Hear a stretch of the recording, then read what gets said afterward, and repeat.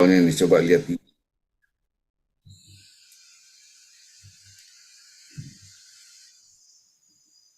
kapan-kapan dihitung dulu dewa ya, jangan langsung dikorigi harus gimana.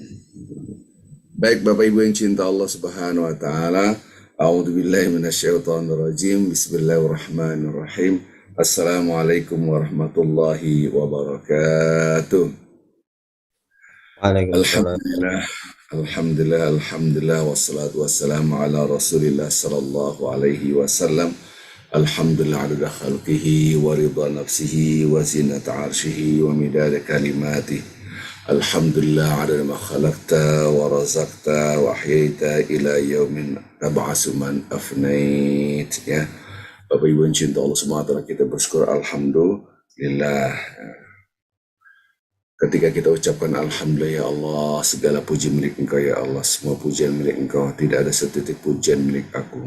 Artinya ketika kita ucapkan alhamdulillah, maka hati kita menjadi kecil karena memang segala puji milik Allah. Tidak ada satu pujian pun yang kita miliki, semua milik Allah Azza wa Jalla. Salam dan salawat selalu kita junjukkan pada Nabi Muhammad sallallahu alaihi wasallam. Bapak Ibu yang cinta Allah Subhanahu wa taala, walaupun waktunya sedikit, kita akan mengkaji hadis Rasulullah sallallahu alaihi wasallam. Ini hadis-hadis qudsi, insya Allah kita akan ini hadis qudsi itu hadis yang firman-firman Allah yang tidak tercatat di dalam Al-Quran. Perkataan-perkataan Allah yang tidak tercatat di dalam Al-Quran. Hadis qudsi pun ada yang dhaif, bahkan maudhu, ya, palsu. Ya. Ada juga hadis yang sahih. Yang saya terangkan ini adalah hadis yang sahih, diriwayatkan oleh An-Nasa'i, diriwayatkan oleh At-Tirmidzi, diriwayatkan oleh Abu Dawud. Nah, ini yang insya Allah kita akan membahas tentang hadis bagaimana penciptaan surga dan neraka. Nah, dialog antara Allah Subhanahu wa taala dengan para malaikat. Ini dialog langit ya, urusan langit ini. Jadi ada sebagian mengatakan ini hadisnya diriwayatkan oleh Ahmad. Di beberapa kitab saya baca ada beberapa hadis yang menerangkan esensinya dari Bukhari dan Muslim. Baik, Bapak Ibu yang cinta Allah Subhanahu wa taala, mudah-mudahan pada hari ini kita bisa mendalami satu hadis dan kita mengerti hadis ini supaya kita mengerti cara hidup. Kenapa? Karena cara hidup itu pada dasarnya dijelaskan di dalam Al-Quran dan hadis-hadis Rasulullah SAW. Ya. Dan kemarin di dalam grup sudah saya bagikan beberapa flyer tentang keinginan kita dengan keinginan Allah. Keinginan kita ada dua, ada yang sesuai dengan Allah, ada yang tidak sesuai dengan Allah. Apakah sesuai dengan Allah atau tidak? Nah, ini berangkat dari hadis-hadis yang saya akan sampaikan di sini. Baik Bapak Ibu yang cinta Allah SWT, saya akan share dulu hadisnya.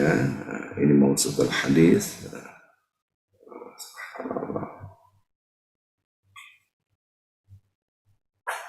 Ini maksud hadisnya. Udah kelihatan belum? Dewa kelihatan apa enggak nih? Ya. Hadis Rasulullah SAW ya. Ini maksud hadis. Ya. Ini dari Abi Hurairah radhiyallahu anhu. Abi Hurairah ini perawinya nih.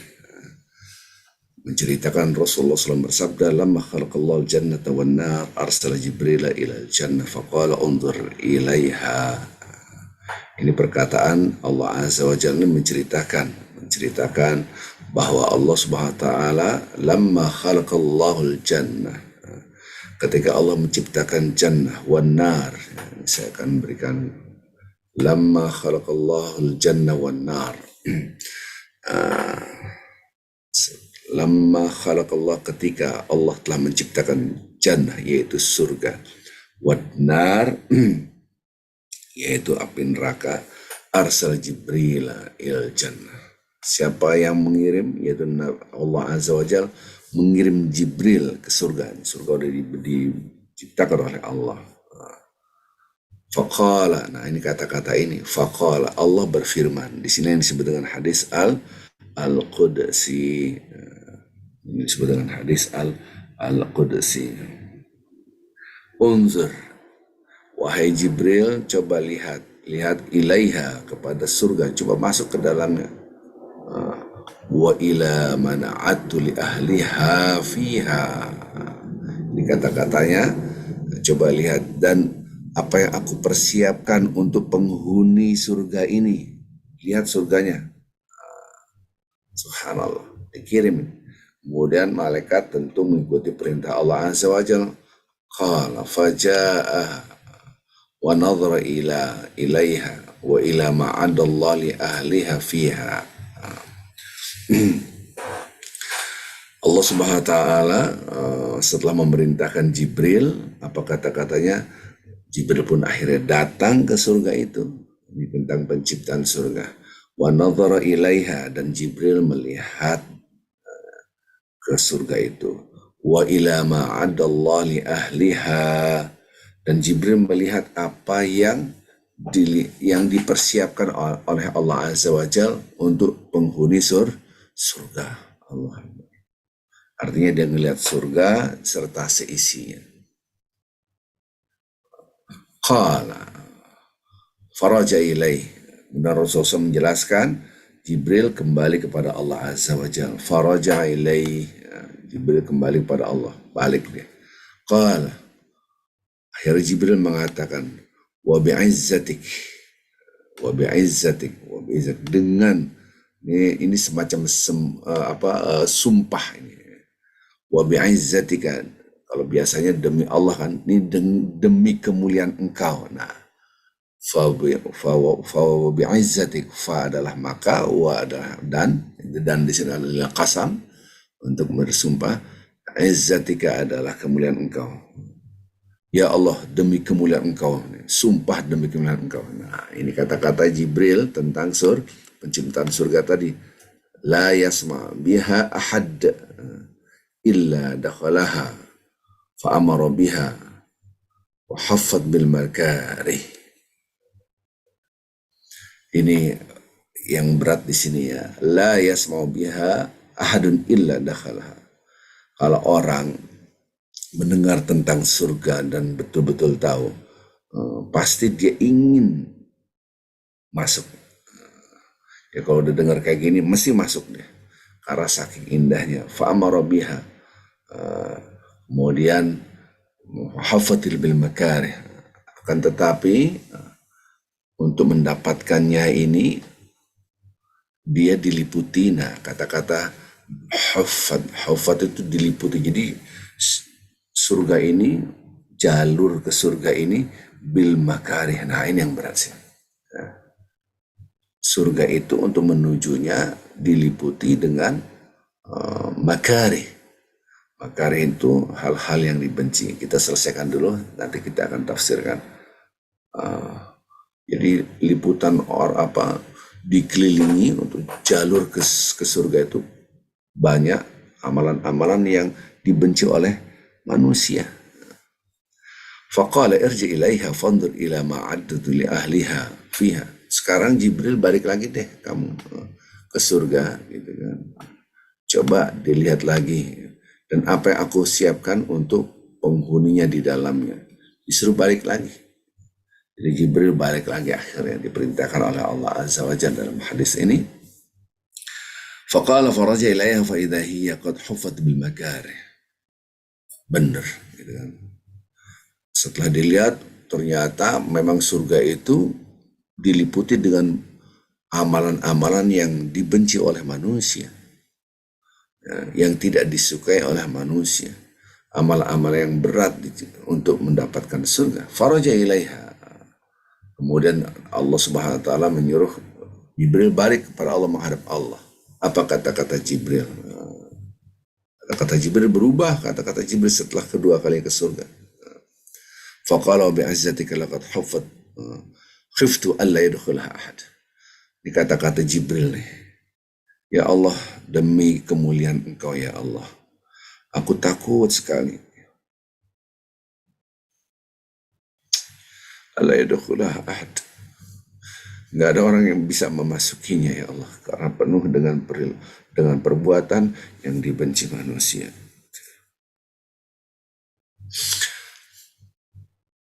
Qala idza bilan nar. Sekarang wahai Jibril, sekarang saya perintahkan engkau, pergilah kamu ke neraka. Fandur ilaiha, coba dilihat di neraka. Wa ila ma'adtu li ahliha fiha. Coba lihat apa yang aku persiapkan untuk para penghuni neraka. Sama ini. Fa idza hiya yarkabu ba'daha ba'dan. Faraja ilaihi faqala wa bi'izzatika la yasma' biha ahad.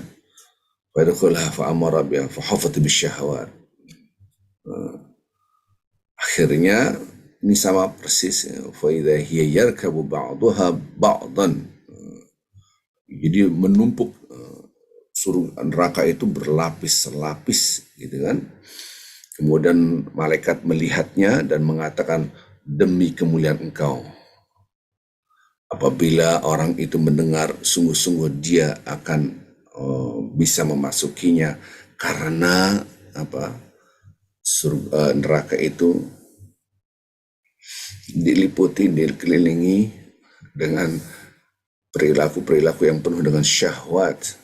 Syahwat itu bahasa Indonesianya, ini sudah menjadi bahasa Indonesia, yaitu nafsu dengan keinginan yang kuat. Allah Subhanahu wa taala mengatakan kepada Jibril, "Irji' ilaiha." Balik lagi kamu ke sana gitu. Faraja ilaiha, kemudian Jibril datang lagi ke neraka. Faqala wa bi'izzatik, dengan kemuliaan engkau. Jibril mengatakan, khasyitu alla yamhuha minha ahad illa dakhalaha. Alla yanjua minha. Khasyitu, aku takut sekali, khawatir. Enggak ada orang yang lepas dari api neraka. Tidak ada orang yang bisa selamat dari api neraka. Ini ungkapan Jibril. Hadis ini ada tulisannya di dalam hadis ini adalah tafsir daripada hadis tadi. Subhanallah. Bapak Ibu yang cinta Allah Subhanahu wa taala. Allah tadi diriwayatkan hadis-hadis sahih ini kumpulan hadis-hadis sahih yang berkaitan dengan surga dan neraka, penciptaan surga dan neraka. Marilah kita lihat tafsir-tafsirnya. Ja'ala Allah azza wa jalla al-jannata jazaa'a lil mu'minin as-sabirin wa ja'ala an-nar jazaa'a lil kafirin al-'asin. Sesungguhnya surga itu memang diciptakan oleh Allah bagi orang-orang beriman dan bersabar dalam menjalankan seluruh aturan-aturan Allah. Kita ini kadangkala sholat pun harus sabar, apapun puasa harus sabar. Perintah Allah kadangkala dalam hati ini gak sesuai dengan hati kita. Nah, ini butuh kesabaran. Lagi enak-enak tidur disuruh bangun ya. Enak makan disuruh nggak boleh makan, kira-kira gitulah. Nanti kita akan ngambil filosofinya ya. Kita lihat dulu teksnya. Waja'alan nar jazalil kafirin wal 'asin. Orang-orang yang kafir dan selalu berbuat maksiat. Jadi di sini dikatakan ja'alan nar, dijadikan api neraka buat orang-orang yang tidak percaya dengan Allah dan juga orang-orang berbuat maksiat gitu. Kadang-kala dia muslim tapi maksiatnya na'udzubillah min zalik. Jadi ini ada hadis-hadis ini diterangkan kata-kata melihat itu melihat apa sebenarnya.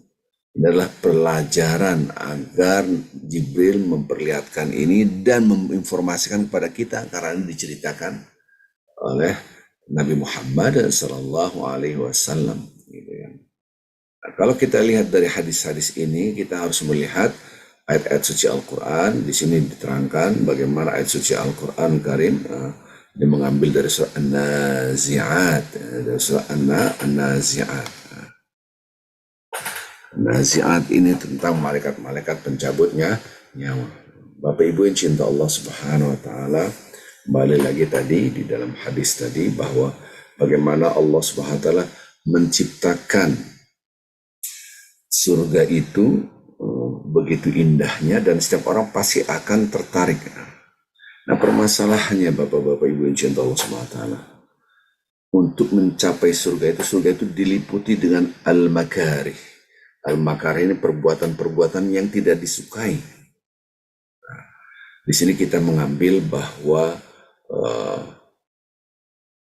di dalam diri kita ada keinginan. Keinginan ini ada dua, sesuai dengan Allah kah atau tidak sesuai dengan Allah kah. Maka di situ ada istilah saleh.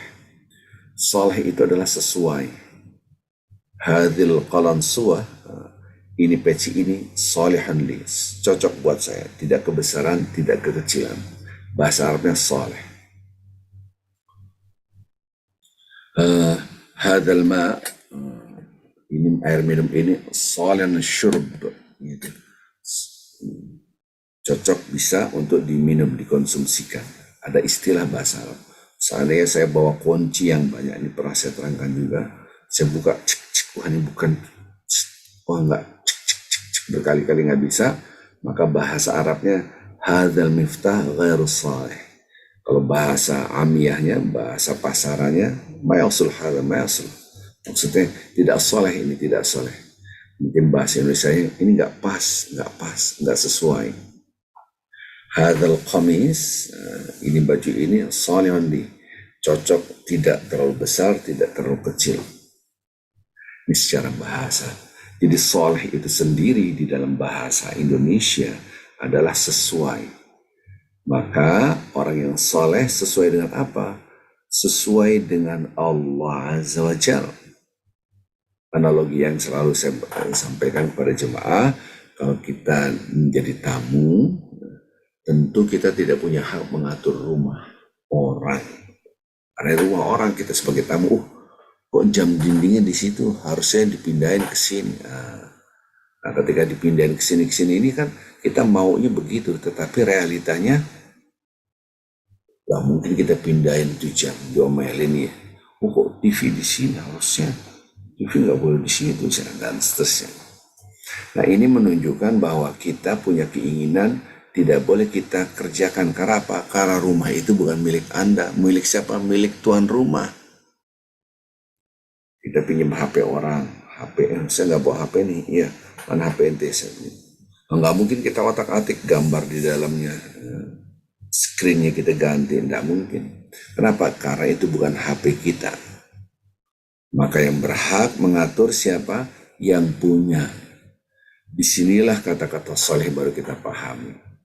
Soleh adalah perilaku sesuai dengan siapa? Yang punya. Yang punya apa? Langit dan bumi serta seisinya. Maka kalau kita mengatakan, ya Allah, mudah-mudahan saya menjadi orang yang soleh, ya Allah. Maksudnya perilaku kita, tutur kata kita, apapun sesuai dengan siapa? Dengan Allah. Maka itu sekarang soleh, besok belum tentu soleh. Sekarang tidak soleh, kalau dia mabuk-mabukan, dia bermaksiat, besok bisa jadi soleh. Karena ini bukan hal yang fix. Dia fluktuatif, bisa naik turun. Kadang-kala bisa bersabar, kadang-kala tidak bisa bersabar. Kenapa? Karena barometernya bukan diri manusia, tapi Allah Azza wa Jalla. Beda dengan pengetahuan, maka disebut dengan amal soleh. Kalau kita yang hafal, wal asri innal insana lafi khusr illa alladziina amanu wa amilus shalihat. Beriman dan amal soleh. Diterjemahan dan orang-orang beramal soleh. Soleh itu sendiri adalah sesuai. Sesuai dengan siapa? Dengan Allah Azza wa Jalla. Dan ini sifatnya fluktuatif. Kok fluktuatif? Iya. Kita ini kadang-kala baik, kadang-kala enggak. Oh, saya tahu ghibah itu dilarang. Oke, enggak ghibah. Besok-besok malah ghibah. Gitu kan? Ini yang maksiat. Sama yang ibadah juga begitu. Allah ingin sekali manusia itu salat, mendirikan salat. Tapi kadang-kala malas. Maka dalam mendidik anak, kadang-kala ada istilah, ajarkan mereka salat. Kalau udah gede belum salat, pukul. Kasarnya gitu kan. Ini menunjukkan ada keinginan Allah, ada keinginan manusia. Nah, kadang-kala kita sholat, udah sholat nggak pernah meninggalkan. Allah ingin sekali ketika sholat itu Anda betul-betul pikiran dan hati Anda bersama Allah. Tapi ternyata keinginan kita beda dengan keinginan Allah. Allah ingin sekali hati pikirannya betul-betul bersama Allah. Tapi kan pikiran kita kesana kemari, wah nggak karuanan gitu kan. Nah ini menunjukkan fluktuatif. Sifatnya apa? Naik turun. Kadangkala Anda bersedekah banyak, suatu hari Anda uangnya banyak malah nggak bersedekah. Kadangkala peduli, kadangkala enggak. Kadangkala marah, kadangkala sabar. Kadangkala, nah inilah fluktuatif. Maka itu kita harus pahami dulu tentang keinginan.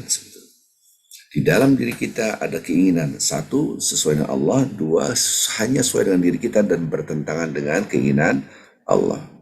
Maka kalau kita perhatikan apakah saya sesuai dengan Allah atau tidak, dilihat keinginan saya ini kalau sesuai dengan Allah itulah amal soleh. Soleh apa? Sesuai dengan apa? Dengan Allah Azza wa Jalla. Kadang-kadang pikiran kita semuanya begini, semuanya begini, semuanya begini. Padahal maunya begini itu melanggar aturan Allah, melanggar aturan Allah. Sehingga menurut kita baik, tapi menurut Allah tidak baik. Nah surga itu kenapa disebut dengan al-makarih? Kenapa disebut dengan diliputi dengan al-makarih, diliputi dengan perbuatan-perbuatan yang tidak disukai oleh manusia?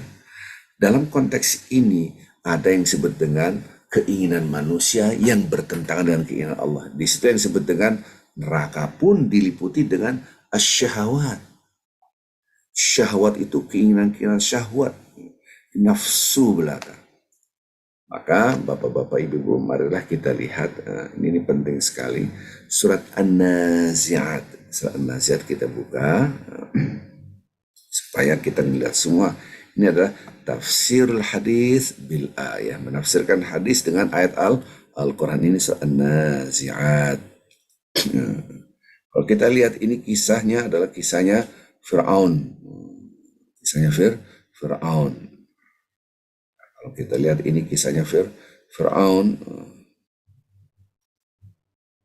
Ini kisahnya Fir'aun. Ini kita ngambil dari sini aja ya. Idhab ila Fir'aun innahu tagha. Hai Musa, pergilah kamu ke Fir'aun. Sesungguhnya dia sudah melampaui batas. Merasa hebat, merasa kuasa.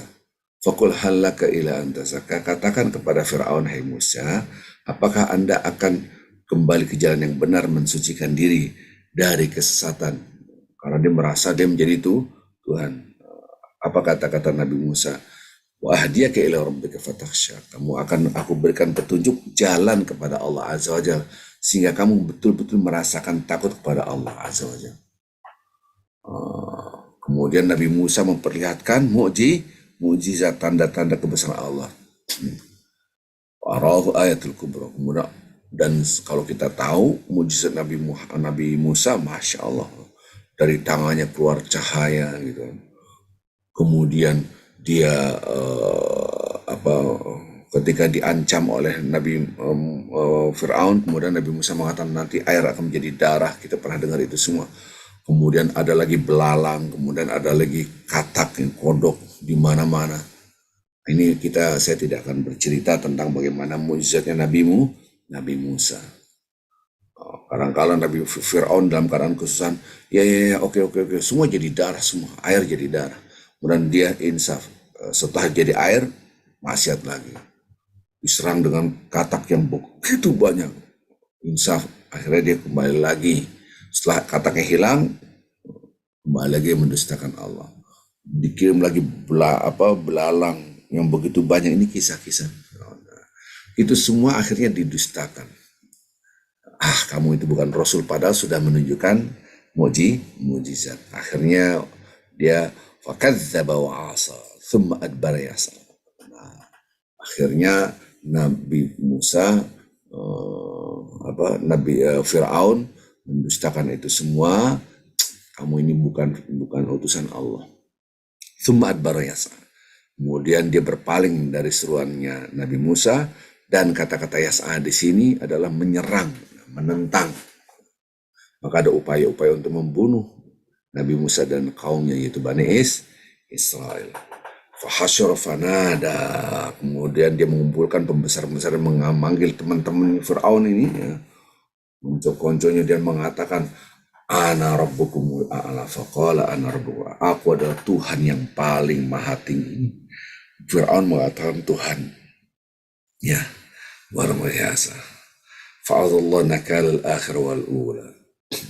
Akhirnya diazablah di dunia dan di akhirat. Inna fi dzalika la'ibratun liman yakhsha.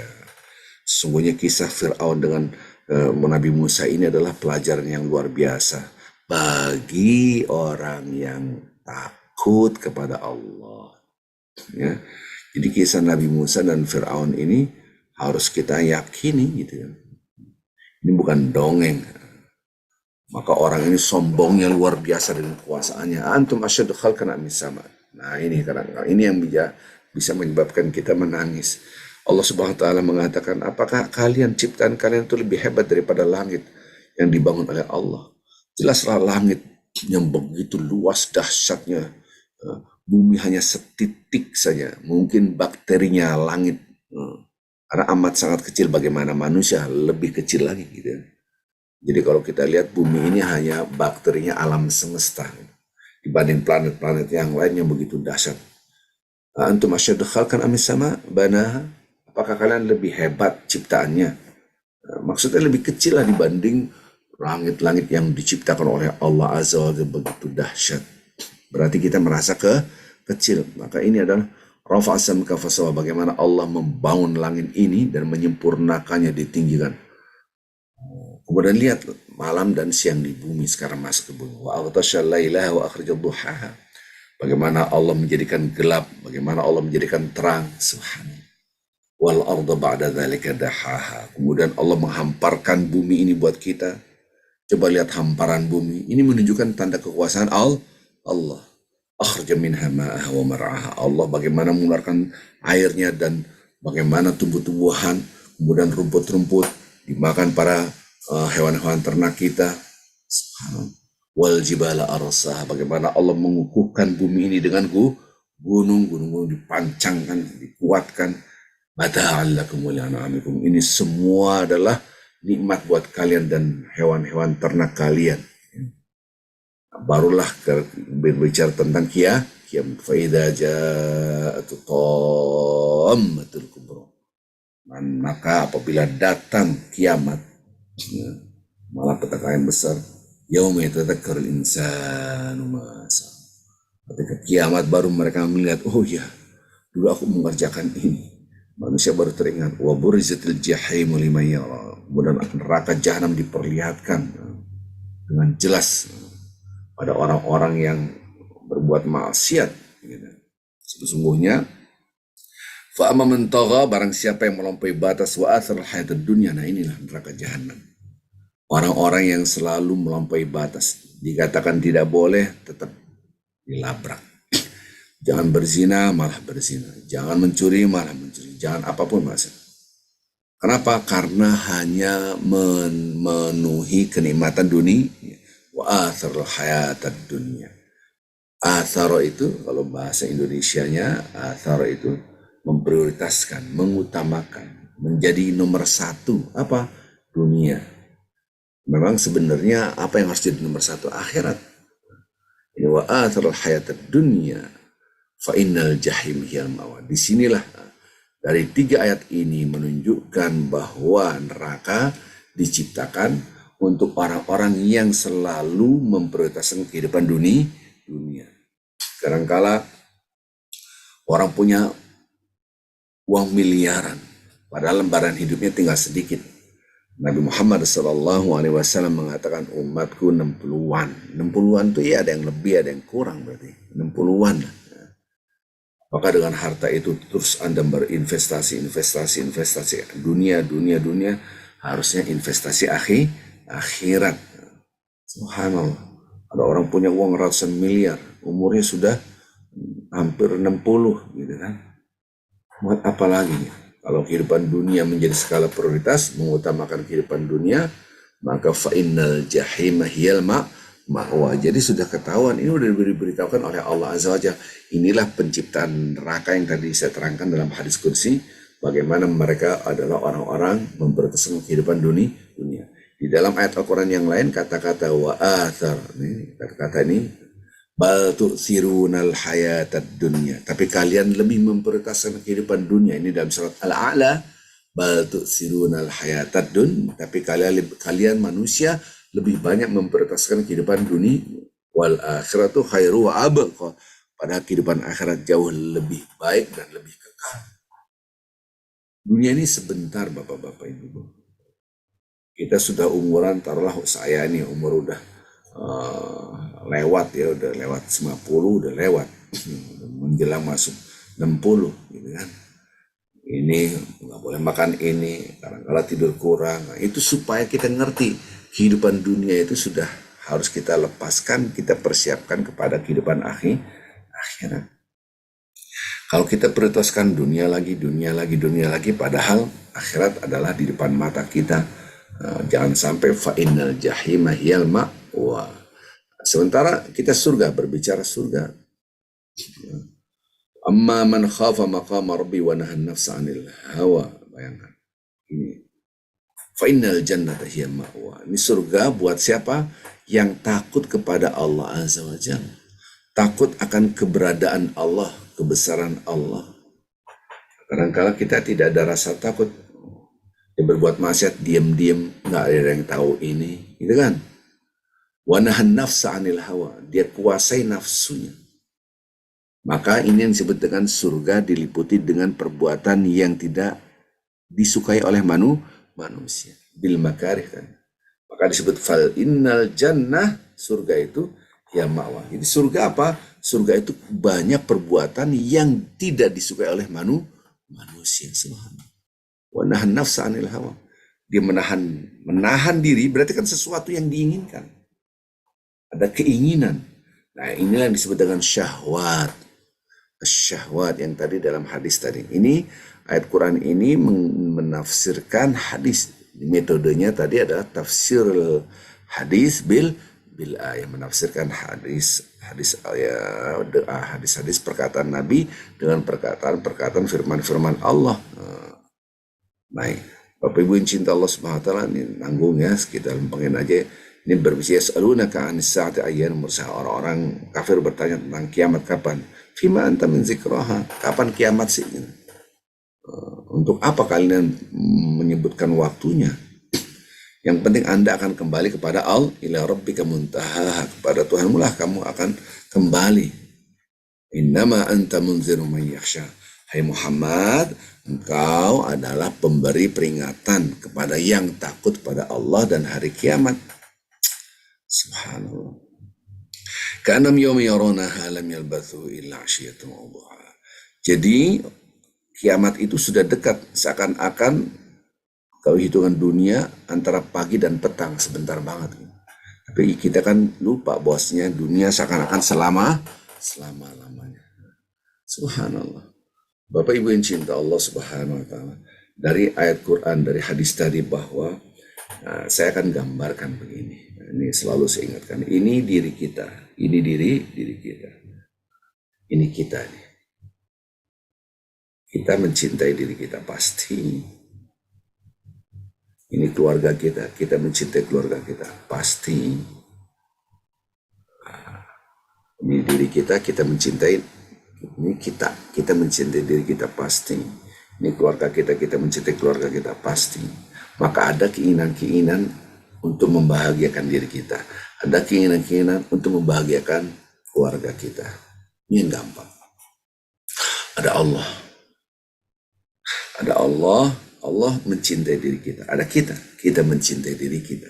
Ada Allah mencintai diri kita. Ada kita mencintai diri kita.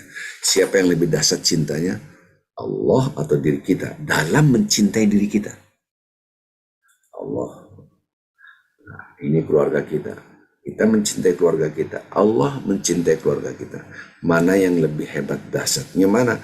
Allah kah atau diri kita kah? Jawabannya Allah. Maka itu semua keinginan Allah itu pasti ada kepentingan, kebahagiaan, dan keuntungan diri kita dan keluarga kita. Pasti. Karena Allah maha sayang, lebih sayang daripada kita. Allah maha cinta, lebih cinta daripada kita. Allah maha baik, lebih baik daripada diri kita sendiri.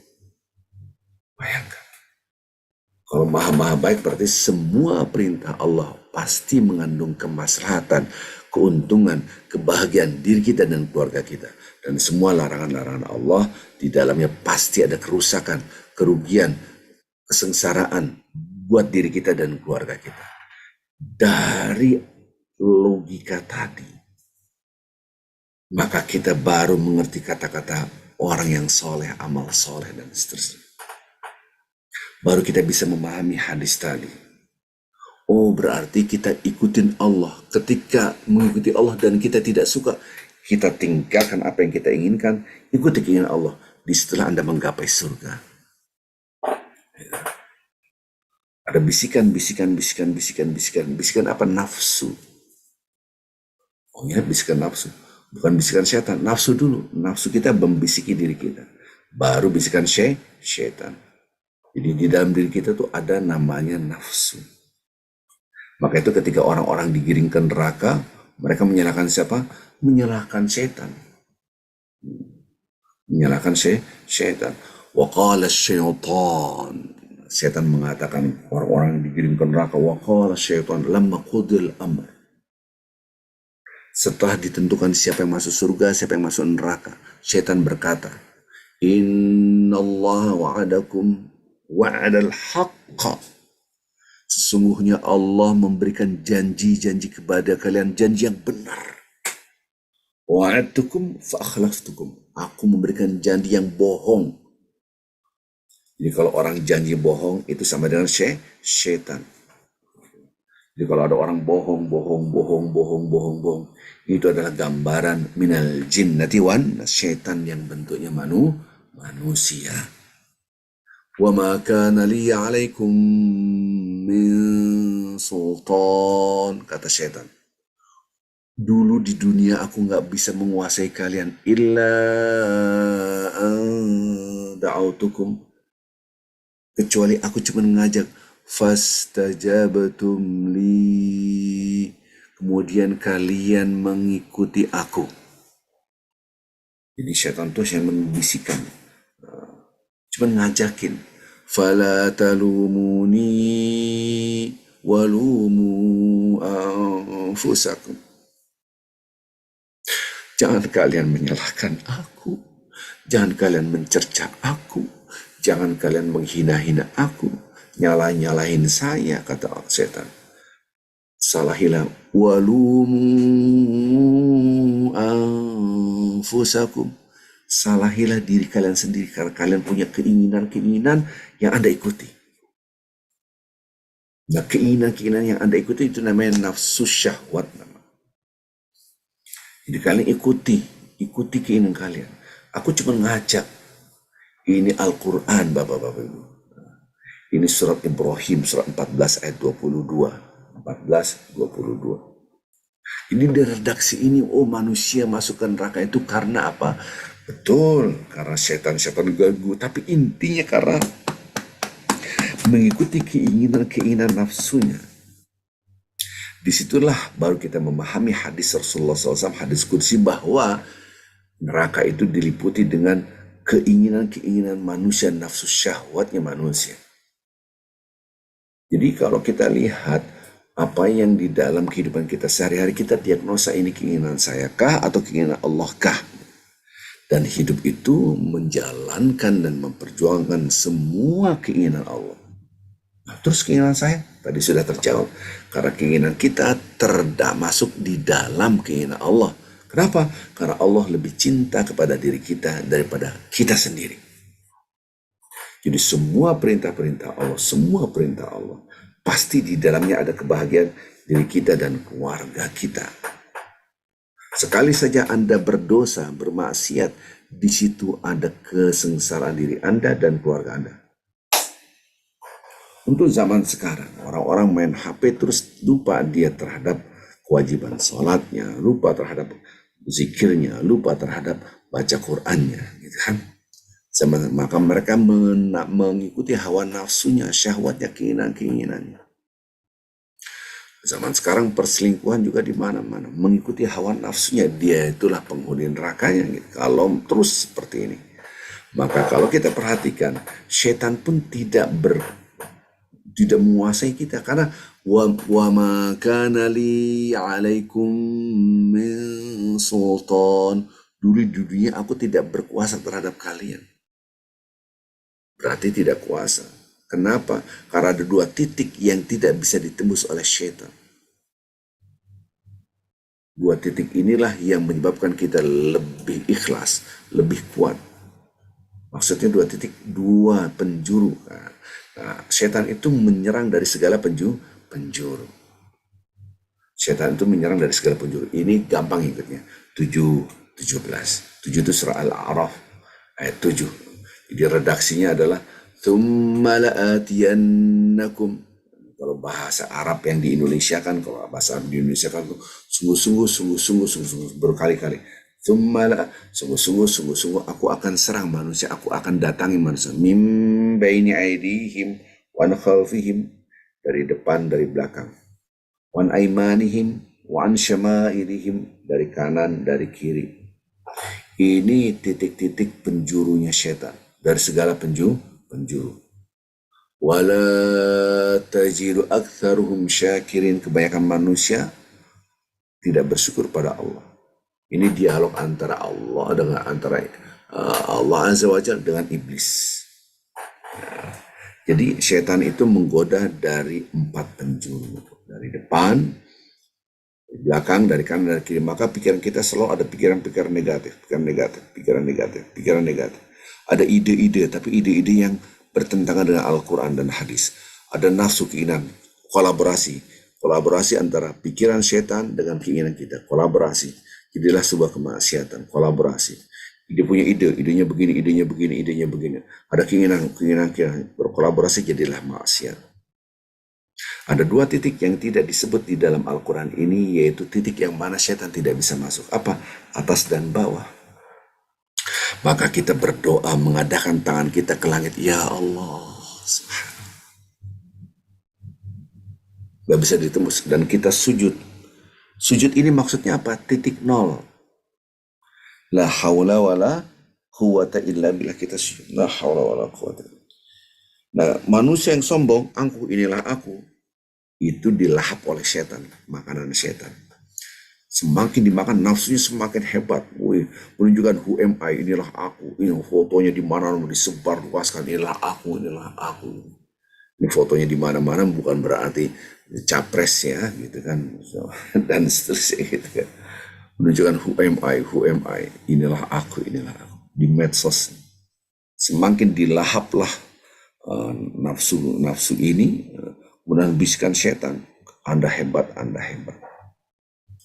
Di sini maka menjadi lahapannya setan, santapannya setan. Tapi ketika orang yang tawadhu, ya Allah, maka bersujud dia. Ruku dan sujud adalah bukti ketaatan dan ketundukan kita totalitas mengabdi kepada Allah. Ya Allah, tarahum ruk'an sujadan, Anda akan melihat mereka ruku dan sujud. Ruku dan sujud titik yang tidak bisa ditembus oleh setan. Ini dalam surah Al-Fath ayat akhir. Kalau Allah tadi surah Al-A'raf.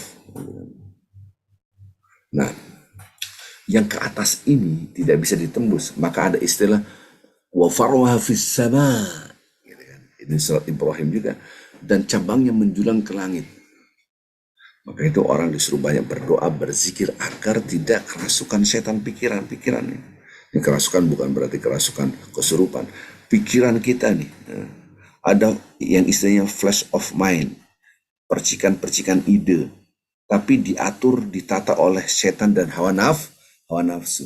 Bagaimana memasuki surga? Ketika ada ide itu, tinggalkan, buang itu.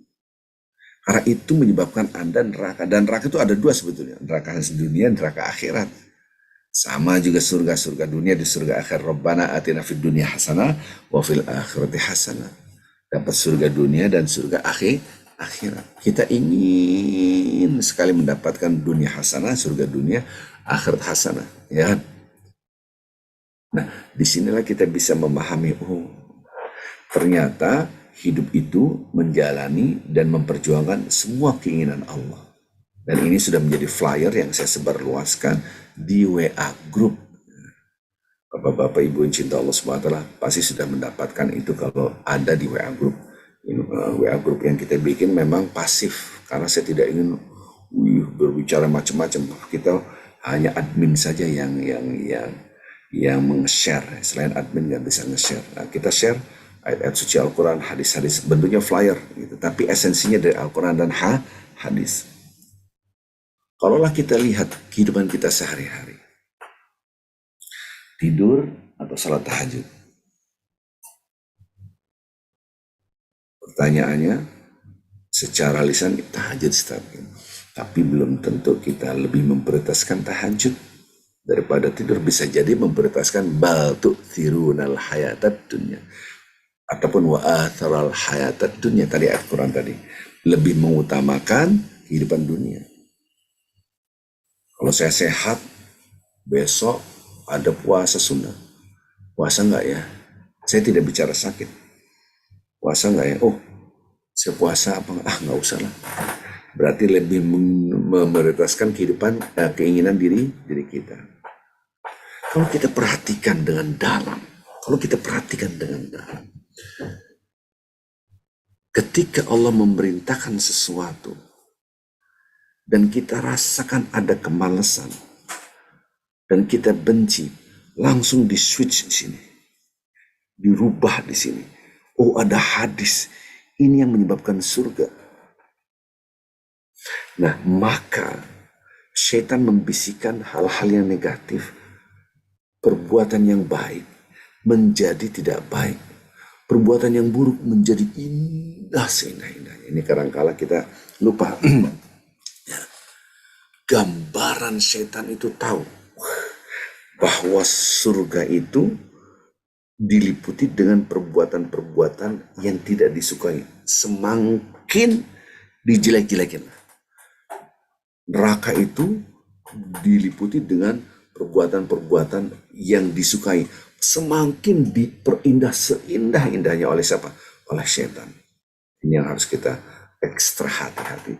Maka kalau kita perhatikan sumpahnya setan, qala rabbi, ini kata-kata iblis, bima awaitani, karena engkau telah menjadikan ketentuan aku ini jadi sesat, kayak karena dia tidak taat pada Allah. La uzayyinanna lahum fil ardi. Lam taukid, nun taukid. Ini dalam surah Al-Hijr ayat 39, surat 15 ayat 39. Sungguh-sungguh aku akan perindah semua maksiat menjadi enak, seenak-enaknya. Jadi maksiat itu pasti enak. Tahu dari mana? Redaksi Al-Quran dijadikan la uzayyinanna. Sungguh-sungguh aku jadikan perbuatan yang jahat, perbuatan maksiat menjadi indah. Maka itu kadang-kala orang punya planning yang begini. Nanti gampang, nanti begini, indah. Nah ketahuan, tahu-taunya ketahuan. CCTV-nya matiin, ini saksinya diatur, sogok sana, sogok sini. Itu yang ngatur siapa? Pikiran setan. La uzayyina, sungguh. Aku akan hiasi semua maksiat. Wala ughwiyannahum ajma'in. Aku akan sesatkan seluruh manusia.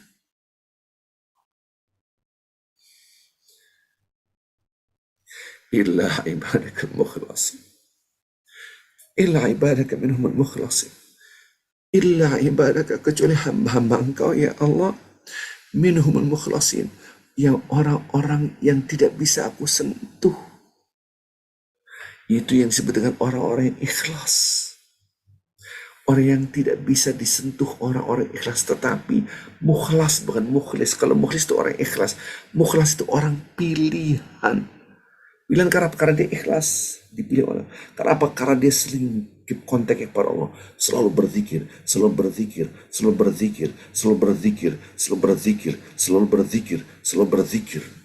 akhirnya menjadi orang pilihan.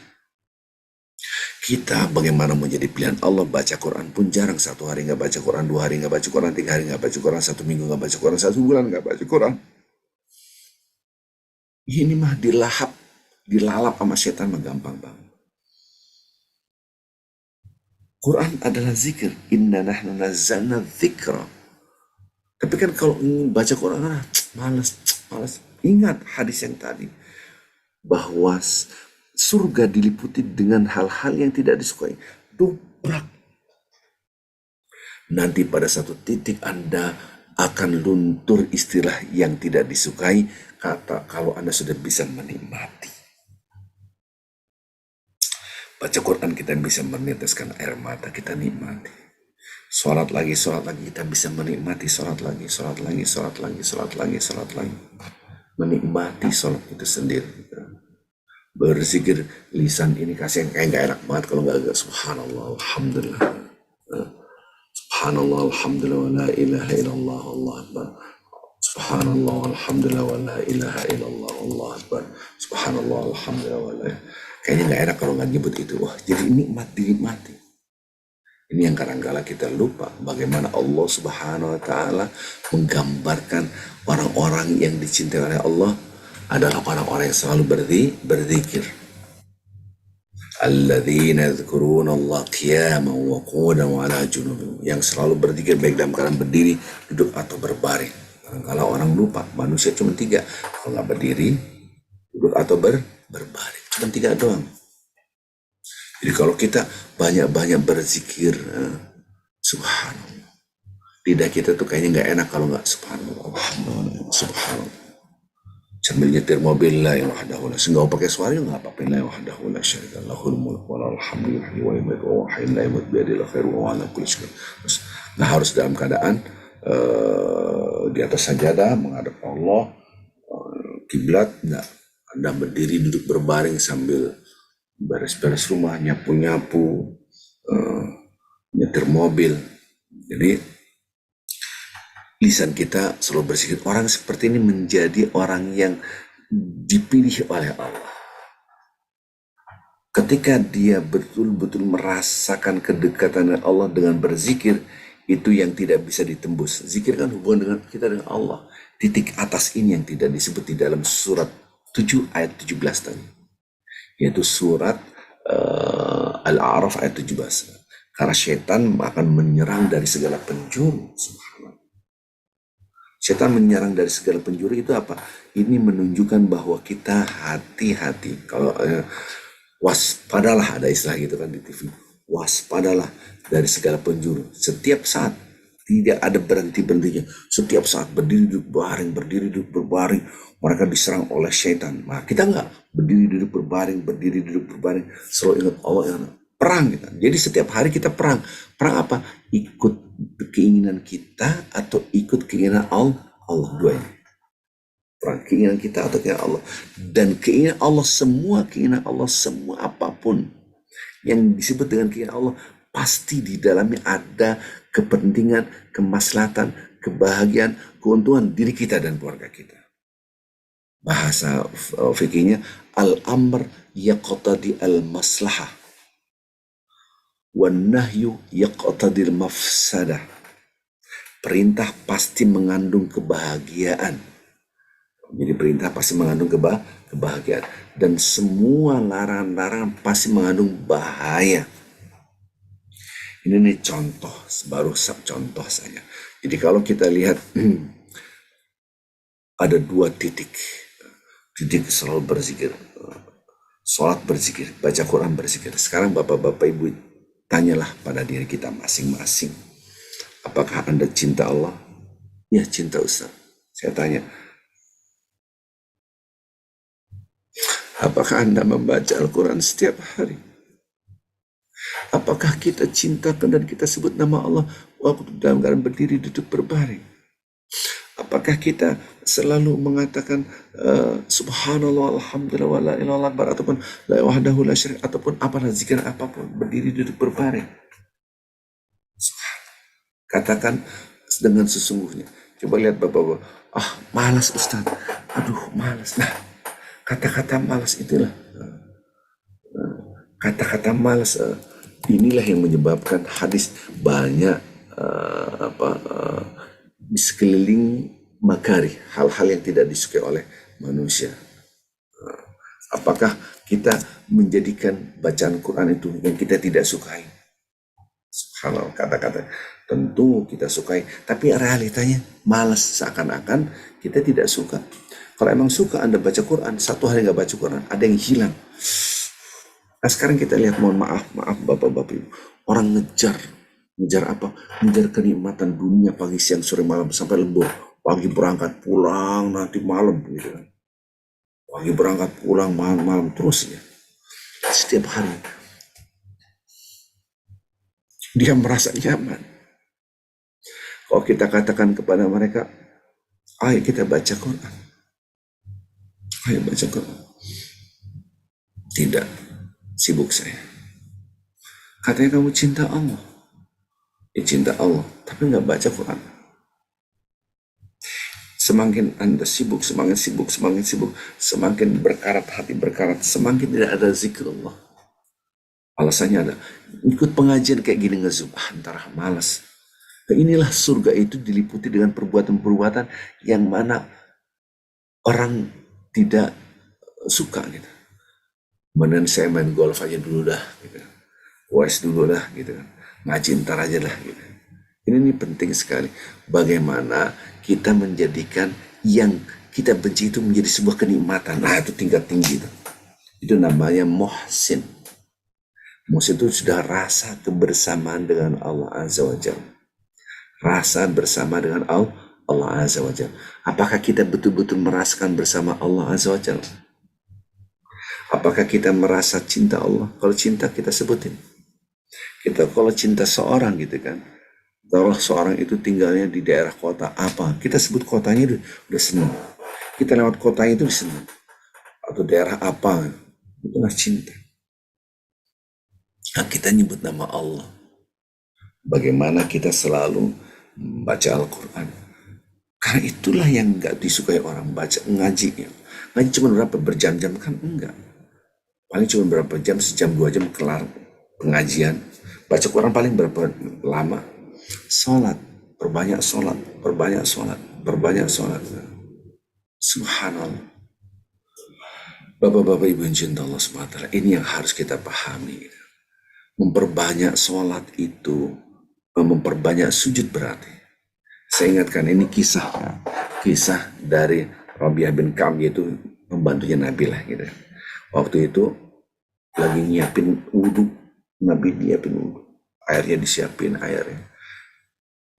Di dalam hati Nabi, ini orang baik banget ya. Sal nih kata Nabi, sini dia udah sudah sholat, akhirnya senang. Sal, minta apa kamu? Kalau anak saya, kamu minta apa nak? Minta coklat apa minta apa? Yuk, karena saking sayang kita beli permen, coklat, ataupun apa, beli boneka gitu kan. Kalau anak saya masih kecil. Benar ya Rasulullah? Iya. Ya Allah, aku ingin masuk surga bersama engkau.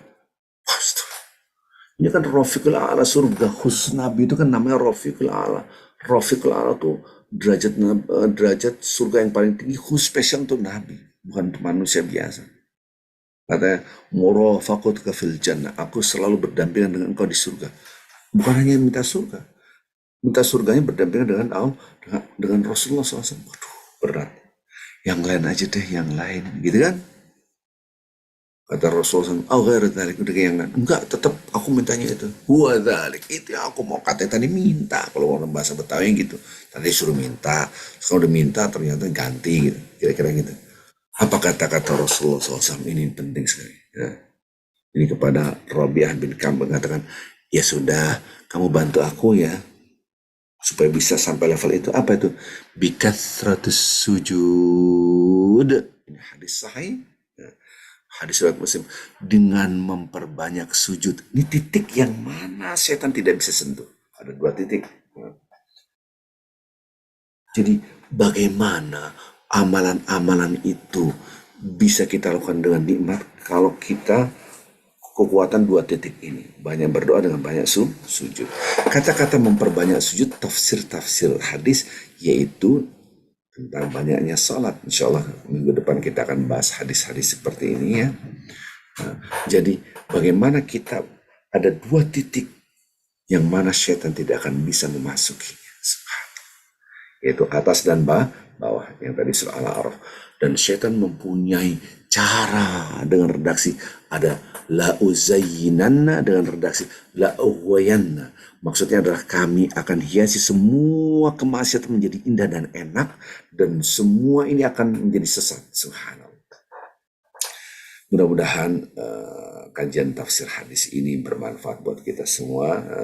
Dan saya mohon maaf kemarin saya tidak bisa banyak mengisi kajian karena suatu hal. Mudah-mudahan kita diberikan kesehatan semua oleh Allah Azza wa Jalla. Baik Bapak Ibu yang cinta Allah Subhanahu wa taala, kalau ada pertanyaan silahkan.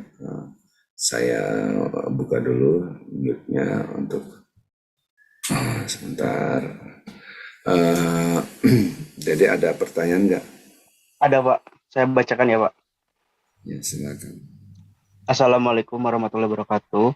Kita sering mendengar kata qadarullah. Maknanya apa kata tersebut Pak Ustadz? Dan apa bedanya kita berpasrah atau memasrahkan diri dengan makna qadarullah? Wassalamualaikum warahmatullahi wabarakatuh. Itu Nabi yang mengatakan qadarullah. Qadarullah, Allah sudah menentukan. Allah yang sudah menentukan. Saya inginnya kayak kemarin, saya inginnya bla bla bla. Ternyata kebalikannya. Qadarullah wa ma syaa fa'al. Ini sudah ketentuan Allah. Apa yang dikehendaki oleh Allah akan terjadi. Ini bahasa hadis Rasulullah SAW. Jadi kalau kita perhatikan, oh ini hadis. Artinya apa? Allah sudah mentakdirkan. Dan bahasa Indonesia adalah mentakdirkan, sudah mentakdirnya. Kan ada istilah dan bahasa Indonesia, ini kadarnya berapa kadar.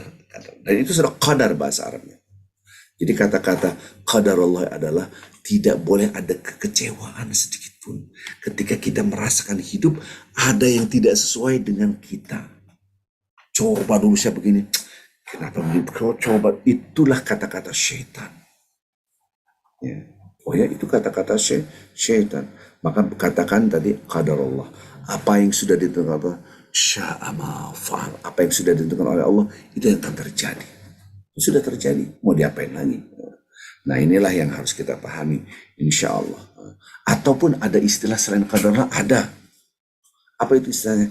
Alhamdulillah ala kulli hal. Ya Allah, segala puji milik Engkau ya Allah, apapun, walaupun kondisi nggak enak. Ala kulli hal itu dalam kondisi apapun. Itu maksudnya. Jadi kalau jangan kita mendapatkan nikmat qadarullah, memang itu juga ketentuan, ini adalah istilah saja. Semuanya sama sebetulnya. Anda mengucapkan alhamdulillah dengan qadarullah sama sebetulnya. Sama-sama memuji Allah. Intinya jangan sampai mengkritik keputusan Allah. Kenapa begini? Kenapa begini? Kenapa begini? Kenapa begini? Kenapa? Nggak boleh. Itu namanya pintu setan. Istilah pintu setan adalah istilah Rasul, bukan istilah saya. Jadi ketika Rasul mengatakan barang siapa mendapatkan musibah, kemudian coba dulu begini, lau kalimat itu kalimat setan. Hati-hati, ini kalimat setan ini selalu terjadi pada lisan kita. Coba tadi kita begini, coba tadi kita bawa payung, nggak kehujanan. Kira-kira gitu, hujanan. Ya udah, kadarlah, nikmati aja, hujan dan nikmati. Seandainya saya masuk ke sampan ini berapa tahun yang lalu nih, awal-awal mentawai, kebalik fuang gitu kan, ya qadarullah, ingin minta ampun, pas hujan lebat berjam-jam gitu di sungai, kebalik, qadarullah sama faal, udah ditentukan oleh Allah Azza wa Jalla, mau diapain lagi istilahnya gitu. Nah inilah yang harus kita yakini, bahwasanya kata-kata coba berarti mengerti keputusan Allah. Jangan sampai kita mengerti keputusan Allah. Nah akhirnya menjadi dosa karena seakan-akan Allah salah. Padahal subhanallah, maha suci Allah. Tidak ada kesalahan setitik pun. Ini adalah ketentuan dari Allah Azza wa Jal. Sya'a ma fa'al. Sudah ditentukan oleh Allah, ini yang akan terjadi. Ataupun kalau dalam keadaan susah, Anda susah, katakan aja yang gampang, alhamdulillah ala kulli hal. Aku bersyukur ya Allah, bersyukur sekali dalam kondisi apapun. Ala kulli hal, hal adalah kondisi apapun. Aku bersyukur, kondisi susah, senang, apapun aku bersyukur. Tapi ungkapan ini biasanya diungkapkan ketika kita mendapatkan musibah. Allahu a'lam. Ada lagi yang lain? Ada Pak, ada. Saya bacakan lagi ya. Assalamualaikum warahmatullahi wabarakatuh, Ustadz. Saya pernah Salam. dengar kajian bahwa nggak semua manusia bisa langsung masuk ke surga, meskipun timbangan amalnya lebih baik dari timbangan dosanya. Ada beberapa yang tertahan di kantor, apa? Kantor. Apa maksudnya Ustadz dan orang-orang seperti apa yang tertahan di kantor? Jazakallah khairan. Kantor. Ontor itu bahasa Indonesianya jembatan. Jadi semua akan merasakan jembatan ini sangat tipis sekali. Kita akan melewatinya. Manusia akan membuat manusia akan terjatuh. Tolong di mute teman-teman yang di mute. Dan minum obatnya. Minum. Yang sebagai co-host kalau ada suara langsung di mute ya. Sampai tadi mana? Kantor itu adalah jembatan. Jadi setiap orang akan mengikut melalui jembatan ini. Jangan sampai kita tidak mengerti dan tidak tahu sama sekali proses nanti di akhirat ada apa saja. Dari yaumul ba'ts, yaitu kebangkitan, ketika dibangkitkan seperti apa. Ada namanya nashrul kitab, ada namanya hisab, ada namanya mizan, ada namanya sirat. Nah, sirat ini kantor, yaitu jembatan. Ini fase-fase nanti di akhirat.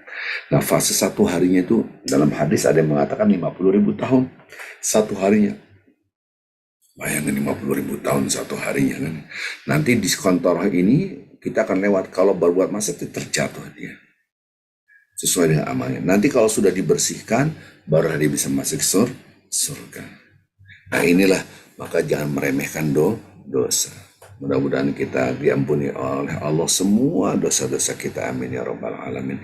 Ya, baik yang lain. Ada Pak, dua lagi. Assalamualaikum warahmatullahi wabarakatuh. Pak Ustadz, gimana sementara ini tidak bisa posisi sujud karena sedang tidak bisa sujud? Apa yang harus dilakukan Pak Ustadz? Manajemen Allah berbeda dengan manajemen manusia. Manajemen Allah itu adalah yang dilihat hatinya. Ketika Anda tidak bisa sujud, sujudlah. Ya. Nah, cukup dengan kepala kita atau begini dalam keadaan duduk.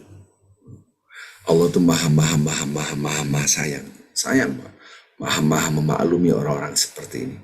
Maka di dalam hadis Rasulullah mengatakan orang yang sholat dalam keadaan sakit sama dengan orang yang sholat dalam keadaan sehat. Maksudnya sama adalah pahalanya di sisi Allah, walaupun dia hanya tidak bisa sujud, ya hanya begini saja. Saya kalau lagi sakit juga nggak bisa ngapa-ngapain, apalagi HNP, berkepala pusing, kalau sujud pusing minta ampun, ya sudah duduk. Allah itu la yukallifullahu nafsan illa wus'aha. Allah tidak pernah membebani seorang hamba kecuali semampunya. Semampu kita apa? Ya itulah yang kita lakukan. Allah maha baik. Manajemen Allah berbeda dengan manajemen manusia. Perhitungan Allah berbeda dengan perhitungan manusia. Penilaian Allah berbeda dengan penilaian manusia. Menurut orang ini gagal, menurut Allah tidak. Karena Allah tidak pernah mewajibkan kita harus sukses. Tapi mewajibkan kita usaha untuk sukses. Intinya kita usaha, yang dilihat oleh Allah adalah usaha. Nah, kita mau sujud nggak bisa, kita udah usaha, begini doang bisanya. Ya sudah, Allah melihat itu. Wa an laysa lil insani illa ma sa'a wa anna sa'yahu sawfa yura. Soal najm. Manusia tidak punya apa-apa kecuali yang diusahakan. Usahanya seperti apa? Ini jangan sampai kita gampang-gampang meninggalkan sholat. Hanya gara-gara diinfus, nggak sholat. Hanya gara-gara di ICU, nggak sholat. Sholatlah semampu kita. Sebisa kita. Allah maha sayang. Allah. Ada lagi yang lain? Ada Pak. Ada satu lagi. Assalamualaikum warahmatullahi wabarakatuh Pak Ustadz. Pak Ustadz, kalau ujian dalam hidup itu datang terus-menerus, itu maknanya apa ya Pak Ustadz? Dan apa solusi yang harus dilakukan? Ada dua. Karena dosa kita, dan yang harus kita lakukan cuma istighfar. Istighfar bukan di lisan tapi di hati. Ya Allah, Banyaklah istighfar, Rabbana la tu'akhidna in nasina aw akhtana. Ya Allah, janganlah engkau hukum aku, janganlah engkau sengsarakan aku, jangan engkau siksa aku karena aku salah. Jadi karena dosa. Oh ya, iya. Di dalam satu rumah, satu saja yang dosa, semuanya kena. Oh, iya. Jadi karena dosa, kesengsaraan itu karena dosa. Satu aja. Wattaqu fitnatan la tusibanna alladhina zalamu minkum khassah. Surat 8 ayat 25. Surat Al-Anfal ayat 25. Hati-hati kamu, peliharalah diri kamu. Jagalah diri kamu, hati-hati dari siksaan Allah. Yang ditimpakan bukan hanya kepada orang yang zalim saja. Berarti yang tidak zalim kena. Dalam satu rumah yang maksiat satu, kena semua nanti. Itulah nama hilang keberkahan. Hilang keberkahan hidup. Sengsara terus, ada dosa di situ. Mungkin suami kita berbuat dosa, kita yang kena, anak kena. Mungkin istri yang berbuat dosa, suami kena, anak kena. Mungkin anak berbuat dosa, suami kena. Tidak tahu.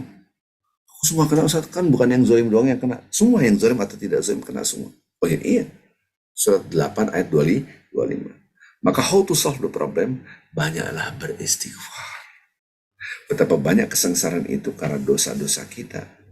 Maka jangan menggeruti keputusan Allah. Katakan qadar Allah. Alhamdulillah ala kulli hal.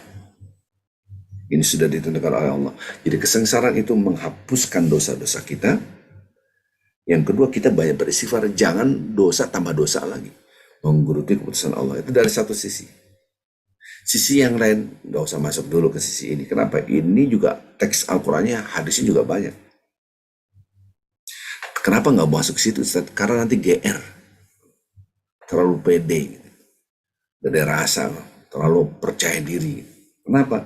Karena yang kedua, kesengsaraan yang tidak habis-habis itu karena cinta Allah kepada seorang hamba. Allah cinta orang ini.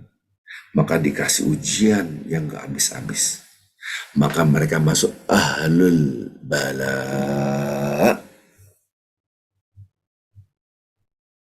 Hamba-hamba Allah yang ditimpa selalu musibah yang tidak berhabis-habisnya.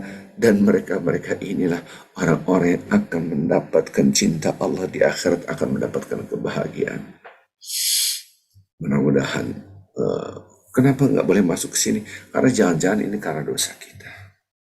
Nah, dua-duanya bisa gabung, titik konvergensi antara dosa dan cinta. Yes. Ketika itu yang pertama adalah karena dosa kita banyak istighfar, mendekatkan diri kepada Allah terus, jadilah menjadi cinta Allah. Ya. Allahu a'lam. Ada lagi yang lain? Belum ada sih Pak, belum ada. Baik, ada yang raise hand, silakan langsung bertanya. Bapak-bapak ibu tinggal di unmute sendiri masing-masing. Teks. Ada yang bertanya, Bapak Ibu, raise hand-nya pakai ini ya. Kalau raise hand pakai video mah nggak kelihatan, coba lihat. Ada yang angkat tangan aja yang mau bertanya.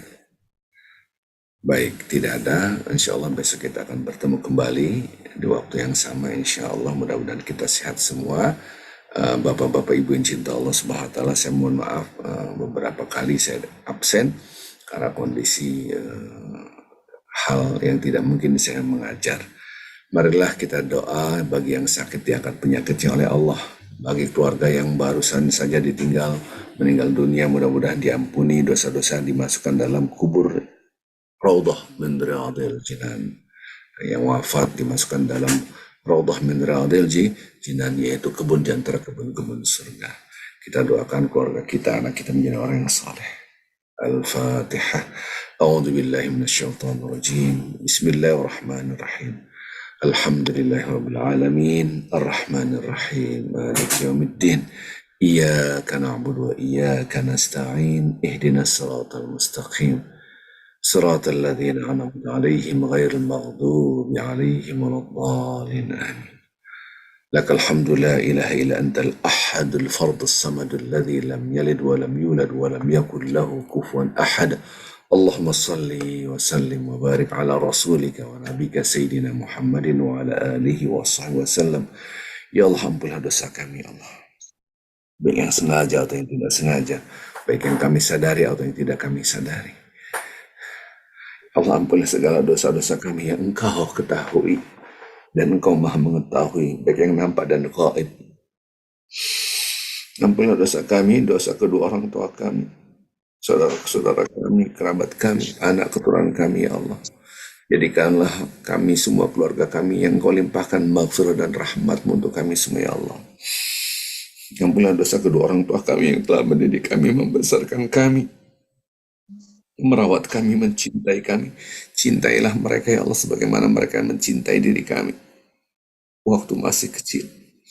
Ya Allah, limpahkanlah rahmat-Mu kepada keluarga-keluarga kami yang telah wafat.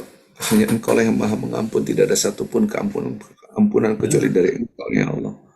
Fa'innahu la yaghfiru dzunuba illa anta. Semuanya tidak ada satupun yang bisa mengampuni kecuali Engkau, ya Allah. Ya Allah, ya Rahman, ya Rahim, limpahkanlah rahmat-Mu kepada orang yang telah meninggalkan kami, masukkanlah mereka dalam surga-Mu, ya Allah. Bagi mereka yang sakit, ya Allah, sembuhkanlah. Tidak ada kesembuhan yang sempurna kecuali dari Engkau, ya Allah. Bagi mereka dalam keadaan kesulitan, mudahkanlah, ya Allah. Bagi mereka dalam keadaan kesesatan, berbuat maksiat, kembalikanlah mereka, berikanlah cahaya dalam hati mereka, petunjuk-Mu, ya Allah. Ya Allah, jadikanlah diri kami, pasangan hidup kami, anak-anak kami, keturunan kami, hamba-hamba-Mu yang saleh, ya Allah. Jadikanlah kami hamba-hamba Engkau yang bertakwa padamu, ya Allah. Bimbinglah kami, ya Allah.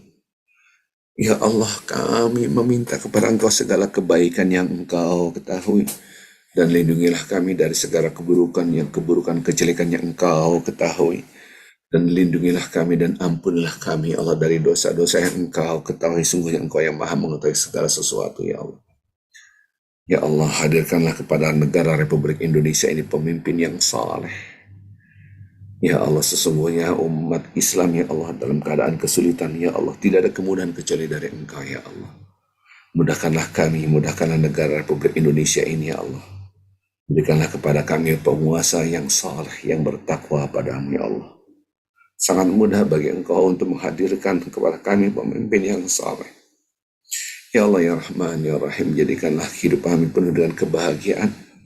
Tanamkanlah dalam hati kami, keluarga kami, dan anak-anak kami rasa cinta kepada Engkau melebihi cinta kami kepada apapun. Berikanlah kepada kami cinta-Mu, ya Allah.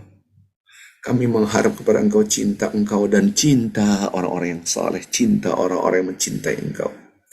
Berikanlah kepada kami amalan yang mampu menggapai cinta-Mu, ya Allah. Jadikanlah cinta kami kepada Engkau melebihi cinta kami kepada diri kami sendiri. Jadikanlah cinta kami kepada Engkau melebihi cinta kami kepada diri kami sendiri.